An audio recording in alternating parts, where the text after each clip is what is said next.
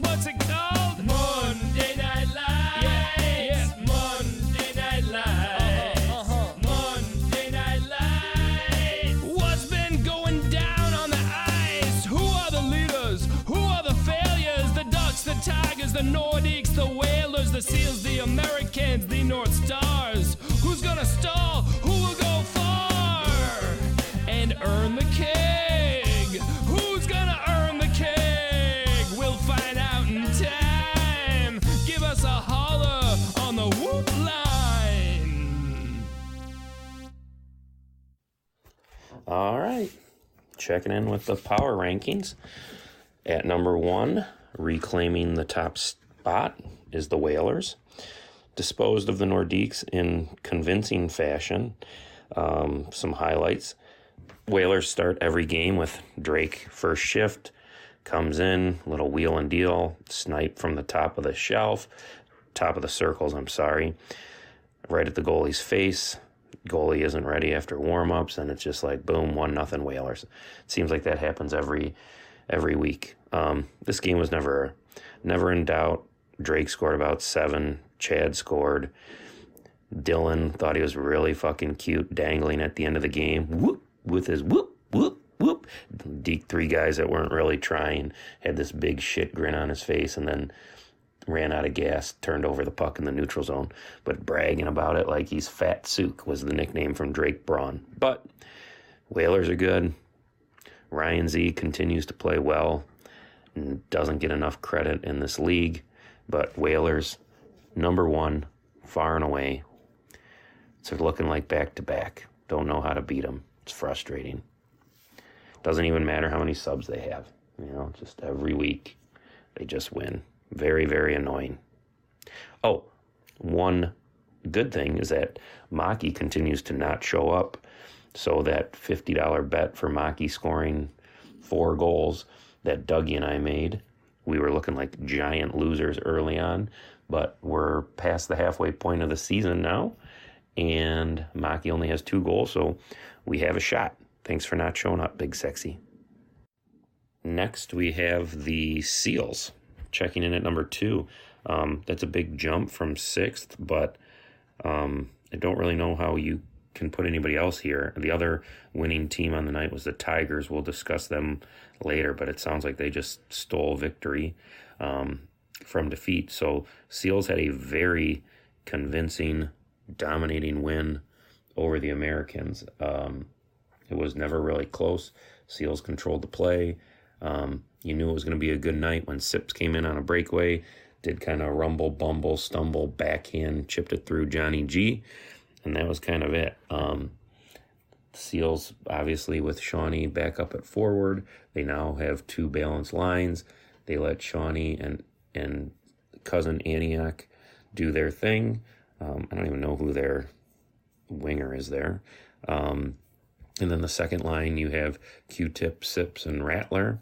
So, and then Whoop just surviving on defense, being chubby, but kind of being that anchor in front of the net, let McShannock do his thing.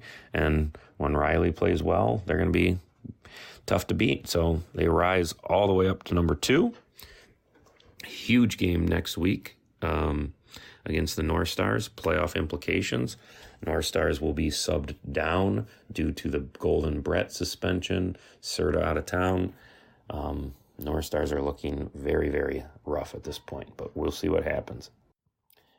Number 3 on this list is the Tigers. Again, sounds like they got dominated for most of the night. Kayla stole one for them. I can't really put the Maroons in front of them. I mean, I could because it's my power rankings, but given that they won the game, give the Tigers the 3 spot.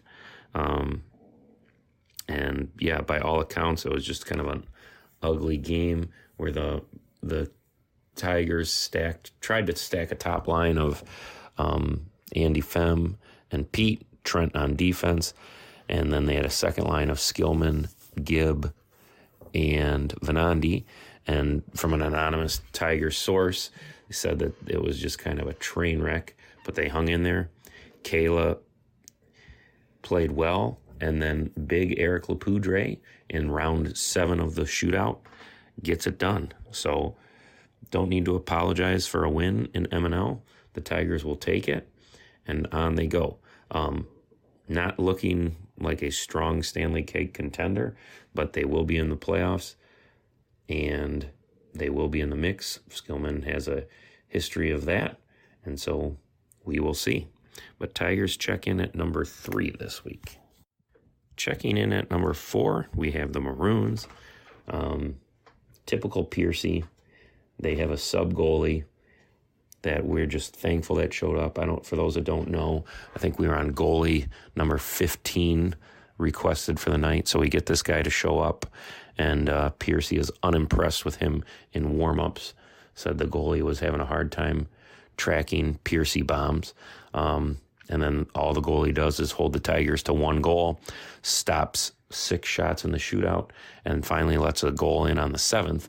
But it was the goalie's fault. So the goalie cost the Maroons the game, got outplayed by Keela. Not much to say about that. But of the losing teams, the Maroons were clearly the most dominant, overcoming a piss-poor sub-goalie. So they check in at number 4. They have solidified their spot in the playoffs. They will be a factor with or without Piercy's being Piercy. But number 4 this week for the Maroons. Number 5. This was tough between the Americans and the Nordiques. Both teams got crushed. I went with the Nordiques because they were previously number 1. They also played the Whalers, who have embarrassed a lot of teams this year, and it just wasn't the Nordiques' night. Dave P. with a late bail. They got me to sub for them. I did my best Dave P. impression, contributing absolutely nothing. No goals, no assists, no nothing. So it was a bad night for the real Dave P. and the fake Dave P. and the Nordiques in general. Only highlight of the night for the Nordiques is I think we were down 3-0. Slick Rick scooped up the puck in his own end. You could literally see the frustration in his eyes, and he's just like, fuck this. I told everyone on the bench it was kind of like major leagues. I know there's a lot of young pups in this league, but Serrano slams a little glass of rum and says, fuck you, Joe Boo. You don't help me now, I do it myself. So Rick told his team, fuck you, I do it myself. Skated coast to coast, went through all 5 Whalers, and then did a little backhand short side to finish. Made it 3-1. Gave the Nordiques a brief little glimmer of hope that lasted for about 7 or 8 minutes. Deeks actually played well for that little stretch. Then Drake came down, shot, scored, and it's like, fuck that, 4-1. So not much positive to take away from that game for the Nordiques. This is one you just throw out and just move on to the next one. So the good thing for the Nordiques is that they've had several wins. They're firmly in the playoff contention. So just got to get back to work next week and flush it. As everybody knows, never really been too high on the Americans this year. They do win some games because of Proctor, doing Proctor things, and then they have an exceptional goalie in John G. John G was human last night. He certainly didn't play bad, but he let in some goals that he'd probably want back. And when he's not awesome, then the blemishes of the Americans really show up. They just don't have enough balance. It's definitely just the Proctor show. They've struggled with that second line all year. I think they started Eit at defense and Krunk at center with Rutkowski and Ty, or Rutkowski and Goom squad. Just never can get anything going. I sense Rutkowski's probably frustrated, which would probably result in some more slashing penalties coming up. I think then they moved Eit up with Rutkowski and Guma, but that didn't really click either.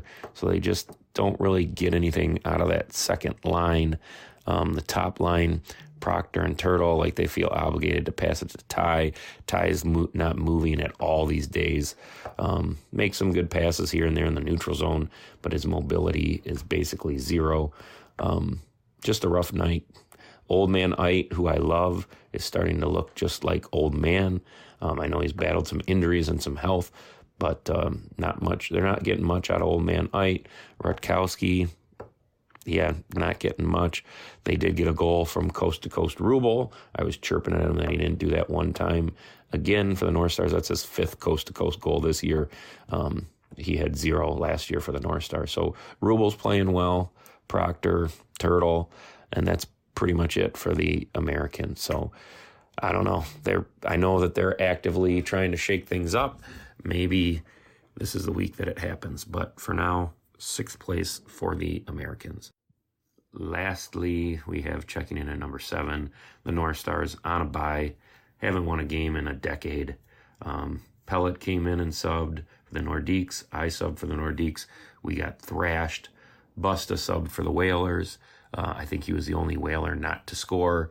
Had a scoring chance by the side of the net, wide open net, missed it. He also gave himself a TKO by wiping out in the corner, shattering his tailbone and a possible concussion. I was looked at the bench. I said, this is pretty much sums up the North Stars for this year. We only had one glimmer of hope on the night.